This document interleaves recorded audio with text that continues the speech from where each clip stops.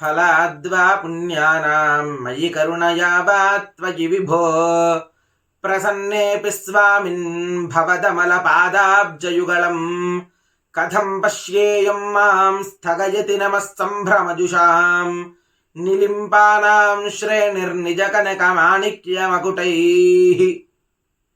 శివాయ గురవే నమః.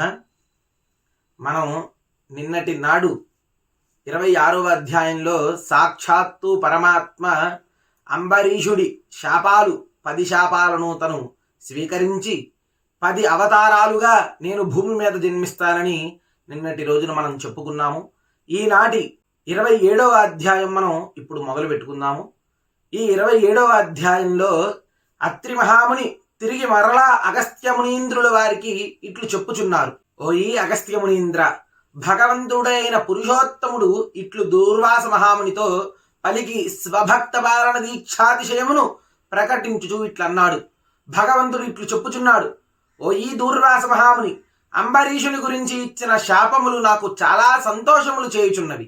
ఈ శాప జన్మల వల్ల నాకేమీ కష్టము లేదు. నీ వచనము ఈ శాప జన్మల వల్ల నాకేమీయూ కష్టము లేదు. నీ వచనము వేదతుల్యమును గనుక దానిని సత్యముగా చేయవలేను. అట్లు గాని ఎడల బ్రాహ్మణ మర్యాదకు భంగము కలుగుతుంది. అట్లు నాశనము కలిగినంతలో నాకది శాపమగునగాన అట్టి కష్టము లేక ఆనందము కలిగినది. రాజు ప్రాయోపవిష్టుడి వలె బ్రాహ్మణ పరివేష్టుతుడే పడి ఉన్నాడు. అదిగాక అయ్యో బ్రాహ్మణాపకారి ఈ ఆత్మని దుఃఖించుచున్నాడు. కాబట్టి త్వరగా పొమ్ము. రాజు ఈ ప్రకారముగా చిందించి దుఃఖిస్తూ ఉన్నాడు. నా మూలముగా సుదర్శన చక్రము బ్రాహ్మణుని వెంటపడినది. చీచి, బ్రాహ్మణ ఉపద్రవ కారకుడునైన రాజు ఎందుకు? రాజు మనుష్యులను పాలించువాడు గనుకను, రాజుకు ముఖ్యము ప్రజారక్షణమును గనుకను, రాజు గోవుల నిమిత్తము కొరకను బ్రాహ్మణుల నిమిత్తము కొరకను ప్రాణములు విడువవలెను. రాజు స్వేదజ, అండజ, ఉద్భిజ్జ, జరాయుజములను 4 విధములకు జీవములను సన్మార్గమందుంచి పాలించవలెను. అందులో అందరికీ దండన మీదగును పాలించవలెను. బ్రాహ్మణును విడువవలెను. బ్రాహ్మణుని సత్యధర్మరతులను లోభదంభ శూన్యులను అగు బ్రాహ్మణులే అతని తప్పును తెలుసుకొని దండించవలెను.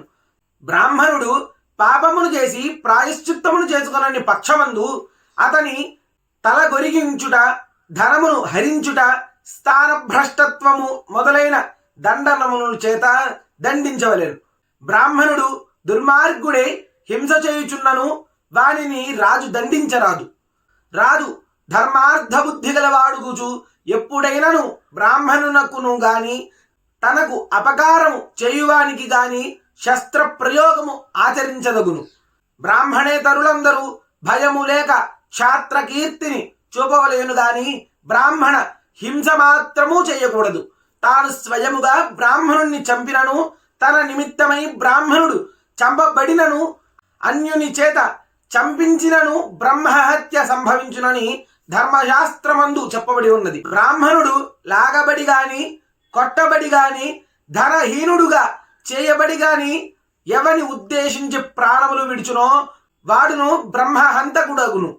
దుర్వాసునకు ప్రాణహానికరమైన కష్టము నా మూలముగా కలిగినది కదా, కాబట్టి నేను బ్రాహ్మణ హంతకుడినైతిని అని అతడు తలుస్తూ ఉన్నాడు.